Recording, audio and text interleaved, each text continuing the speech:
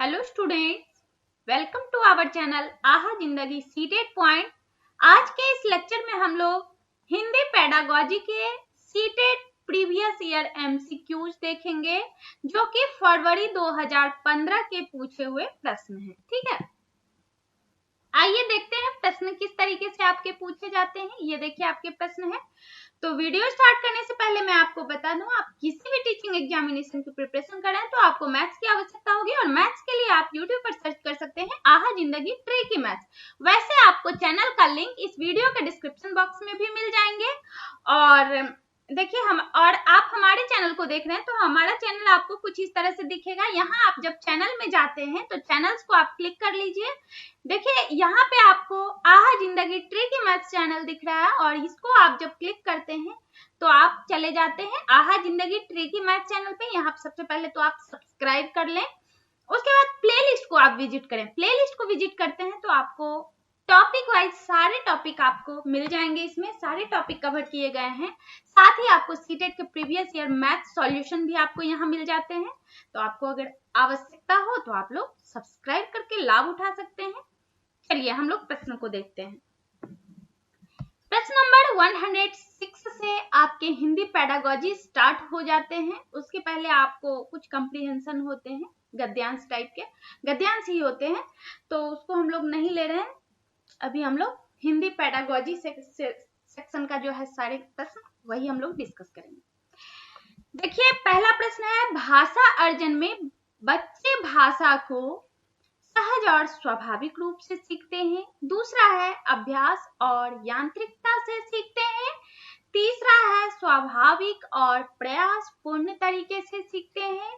चौथा ऑप्शन है सहजता और अभ्यास से सीखते हैं। ठीक है, तो भाषा अर्जन में बच्चे जो है भाषा को सहज स्वाभाविक रूप से सीखना, जो देखिए होता क्या है, भाषा को सहज स्वाभाविक रूप से सीखना क्या कहलाता है? भाषा अर्जन कहलाता है। राइट आंसर हमारे क्या हो जाएंगे? ऑप्शन नंबर 1 हो जाते हैं। भाषा अर्जन में बच्चे भाषा को सहज और स्वाभाविक रूप से सीखते हैं। दूसरा प्रश्न हमारे हैं 107, जो बच्चे विशेष रूप से पढ़ने में कठिनाई महसूस करते हैं वे क्या चीज से ग्रस्त हैं? डिस्ग्राफिया से ग्रस्त हैं, मंद बुद्धि होते हैं, डिसलेक्सिया से ग्रस्त होते हैं, सीखने में अक्षम होते हैं।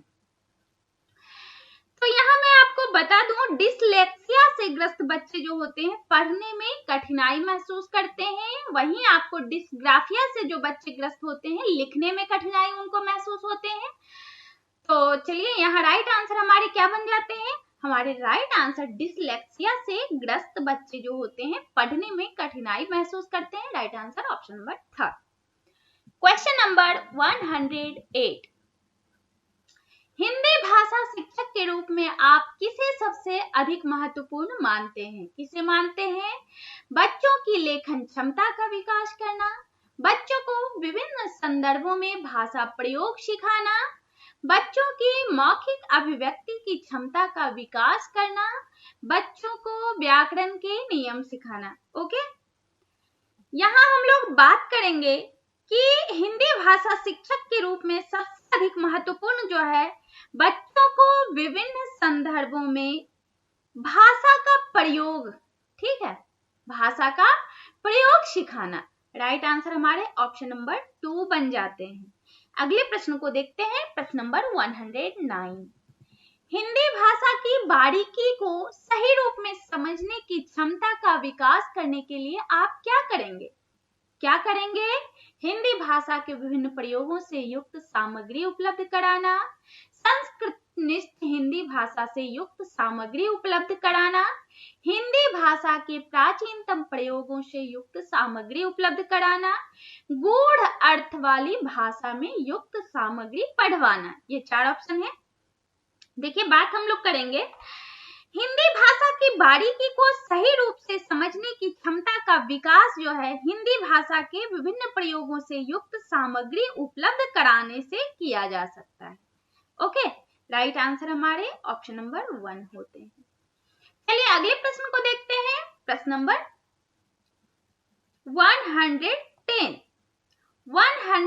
10 में आपसे प्रश्न जो पूछे गए हैं, 7वीं कक्षा में पढ़ने वाली रूबी जो है कक्षा में सबसे पहले अपना कार्य समाप्त कर लेती है। हिंदी भाषा शिक्षक के रूप में आप क्या करेंगे?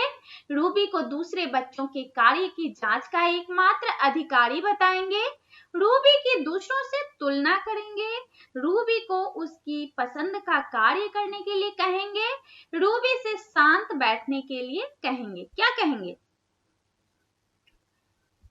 हम लोग क्या कहेंगे? हम लोग टीचर के रूप में उसे कहेंगे, रूबी यदि कक्षा में सबसे पहले कार्य कर लेती है तो खाली समय में वह अपनी पसंद का कार्य कर सकती है और वैसा कार्य करे जिससे दूसरे स्टूडेंट जो हो डिस्टर्ब ना हो, वो अपने कार्य करें जो भी, और फिर इससे क्या होंगे, अन्य बच्चों में भी जल्दी कार्य करने की जिज्ञासा उत्पन्न होगी ताकि वे भी खाली समय में अपनी पसंद का कार्य कर सकें। ओके, राइट आंसर हमारे ऑप्शन नंबर 3 बन जाते हैं। देखिए, तुलना कभी नहीं करना है, बच्चे के बीच तुलना बिल्कुल नहीं करना है, ठीक है। इससे क्या होगा, बच्चों में हीन भावना आ जाते हैं, ठीक है। तो अगले प्रश्न को हम लोग डिस्कस करेंगे, प्रश्न नंबर 111। उच्च प्राथमिक स्तर पर भाषा सीखने को प्रभावित करता है। क्या प्रभावित करता है? बच्चों द्वारा किया जाने वाला शुल्क, शिक्षक का भाषा शिक्षण संबंधी रवैया, शिक्षक द्वारा ली गई लिखित परीक्षा, भाषा संबंधी गृह कार्य। यहाँ हम लोग बात करेंगे शिक्षक का भाषा संबंधी रवैया जो है भाषा सीखने को प्रभावित करता है, ठीक है। अगले प्रश्न को देखें, प्रश्न नंबर 112। प्रश्न नंबर 112 आपसे पूछे जा रहे हैं, उच्च प्राथमिक स्तर पर हिंदी भाषा शिक्षण के लिए क्या अपेक्षित नहीं है?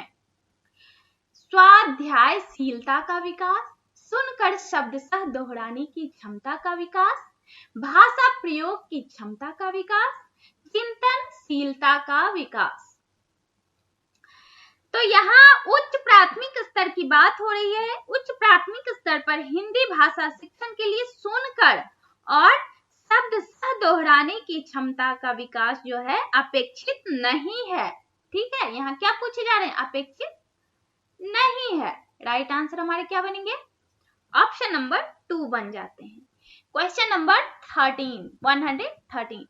उच्च प्राथमिक स्तर पर हिंदी भाषा शिक्षण में सर्वोपरि महत्वपूर्ण सामग्री है। अभ्यास पत्रक, पाठ्य पुस्तक, अभ्यास पुस्तिका, बाल साहित्य, ये 4 ऑप्शन है। उच्च प्राथमिक स्तर पर हिंदी भाषा शिक्षण में सर्वोपरि महत्वपूर्ण सामग्री जो है बाल साहित्य है। क्यों है? क्योंकि बाल साहित्य में वर्णित कहानियां, कविता आदि के अध्ययन से भाषा प्रयोग पर मजबूत पकड़ हो जाती है, ठीक है। राइट आंसर क्या होंगे? ऑप्शन नंबर 4 बाल साहित्य। Question number 114। उच्च प्राथमिक स्तर पर बहुभाषिक कक्षा में बच्चों की भाषाएं एक संसाधन है, एक कठिन समस्या है, एक पहेली है, एक जटिल चुनौती है। तो उच्च प्राथमिक स्तर पर बहुभाषिक कक्ष में बच्चों की भाषा जो है एक संसाधन है, ठीक है। क्या है? एक संसाधन है। काफी इंपॉर्टेंट प्रश्न है, VBI वेरी वेरी इंपॉर्टेंट प्रश्न है ये, ठीक है। अगले प्रश्न को देखते हैं, प्रश्न नंबर 115। उच्च प्राथमिक स्तर पर हिंदी भाषा की समावेशी कक्षा का स्वरूप निर्धारित करने में सर्वाधिक महत्वपूर्ण है। क्या है? अभ्यास कार्य, शिक्षण प्रक्रिया, आकलन, पाठ्य पुस्तक, ये 4 ऑप्शन है। बात करेंगे उच्च प्राथमिक स्तर की। उच्च प्राथमिक स्तर पर हिंदी भाषा की समावेशी कक्षा का स्वरूप जो है निर्धारित करने की शिक्षण प्रक्रिया सर्वाधिक महत्वपूर्ण है, ठीक है। तो राइट आंसर क्या होंगे? ऑप्शन नंबर 2 हो जाते हैं, शिक्षण प्रक्रिया। Question number 116। उच्च प्राथमिक स्तर पर बच्चों की मौखिक अभिव्यक्ति का सतत आकलन करने के लिए सर्वाधिक उचित तरीका है। क्या है?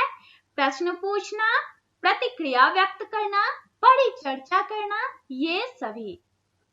तो यहाँ राइट आंसर आपके जो बनते हैं, देखिए उच्च प्राथमिक स्तर पर बच्चों की जो मौखिक अभिव्यक्ति का सतत आकलन करने के लिए प्रश्न पूछना भी आवश्यक है, उचित तरीका ये भी है, प्रतिक्रिया व्यक्त करना भी एक तरीका है, और तीसरा परिचर्चा भी है। तो राइट आंसर हमारे ऑप्शन नंबर 4 बन जाते हैं।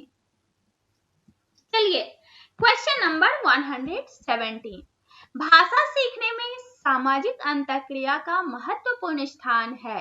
इस कथन का संबंध खाली स्थान से है। किससे है? स्किनर से, चॉम्स्की, वाइगोत्स्की, पियाजे। तो बात करेंगे हम लोग, भाषा सीखने में सामाजिक अंतःक्रिया का महत्वपूर्ण स्थान है। इस कथन का संबंध जो है वाइगोत्स्की महोदय से है। काफी बार पूछे गए प्रश्न है, ये काफी इंपॉर्टेंट प्रश्न आपके हैं, ठीक है। क्वेश्चन नंबर 118, उच्च प्राथमिक स्तर पर समझकर पढ़ने के संदर्भ में सर्वाधिक महत्वपूर्ण है। क्या है? तीव्र गति से पढ़ जाना, बोल बोल कर शुद्ध उच्चारण के साथ पढ़ना, लिखित सामग्री में शब्दों की पहचान करना, किसी लिखित सामग्री का निहितार्थ समझना। ठीक है, ये 4 ऑप्शन है। तो उच्च प्राथमिक स्तर पर समझकर पढ़ने के संदर्भ में तीव्र गति से पढ़ जाना, बोल बोल कर शुद्ध उच्चारण के साथ पढ़ना और लिखित सामग्री में शब्दों की पहचान करना जो है कम महत्वपूर्ण है, जबकि किसी लिखित सामग्री का निहितार्थ समझना जो है सबसे ज्यादा महत्वपूर्ण है, सर्वाधिक महत्वपूर्ण है। राइट आंसर क्या हो जाएंगे? ऑप्शन नंबर 4 हमारे राइट आंसर है, सामग्री का निहितार्थ समझना। क्वेश्चन नंबर 119, व्याकरण की समझ को संदर्भ परक प्रश्नों के माध्यम से आंकना पूर्णतः उचित है, आंशिक रूप से उचित है, पूर्णतः असंभव है, बिल्कुल अनुचित है। ठीक है, ये 4 ऑप्शन हैं, आपको दे दिए गए हैं। तो बात करेंगे व्याकरण की समझ को संदर्भ परक प्रश्नों के माध्यम से आंकना जो है पूर्ण रूप से उचित है। ठीक है, राइट आंसर क्या बन जाएंगे? कैसे समझना? संदर्भ परक प्रश्नों के माध्यम से आंकना जो है पूर्णतः उचित है। राइट आंसर क्या होंगे? ऑप्शन नंबर 1 हो जाते हैं। क्वेश्चन नंबर 20, उच्च प्राथमिक स्तर पर बच्चों की हिंदी भाषा की क्षमता के आकलन में प्रकार्य परक पक्ष पर बल देने का आशय है। भाषा प्रयोग पर बल देना, भाषा के कार्यों को बढ़ावा देना, भाषा प्रयोग का पक्ष बताना, भाषा के कार्यों की सूची बनाना। ये 4 ऑप्शन आपके दे दिए गए हैं। तो बच्चों की हिंदी भाषा की क्षमता के आकलन में प्रकार्य परक पक्ष पर बल देने का आशय जो है भाषा प्रयोग पर बल देना। राइट आंसर क्या बनते हैं? ऑप्शन नंबर 1 हमारे राइट आंसर बनते हैं। इसी के साथ आज का ये लेक्चर जो है आपके हिंदी पेडागोजी के 2015 के फरवरी मंथ में जो एग्जाम लिए गए थे, तो आपके सीटेट के ये प्रीवियस ईयर पेपर यहीं पे कंप्लीट होते हैं। तो अब तक आपने हमारे इस वीडियो को देखा, आपको हमारा ये वीडियो हेल्पफुल लगा तो अभी जस्ट हमारे इस वीडियो को लाइक कर दें। आप हमारे चैनल पर नए हैं, अब तक आपने हमारे चैनल को सब्सक्राइब नहीं किए हैं तो अभी जस्ट हमारे चैनल को सब्सक्राइब कर लें, बेल आइकन जरूर प्रेस करें जिससे आने वाले वीडियो का नोटिफिकेशन आप लोगों को मिलती रहे और आप हमारी वीडियो से लाभान्वित होते रहें। अपने दोस्तों के साथ, साथियों के साथ जो कि टीचिंग एग्जामिनेशन की प्रिपरेशन कर रहे हैं उनके साथ हमारे वीडियो को ज्यादा से ज्यादा शेयर करें जिससे आपके साथी भी हमारी इस वीडियो से लाभान्वित हो सके। Okay, thank you so much.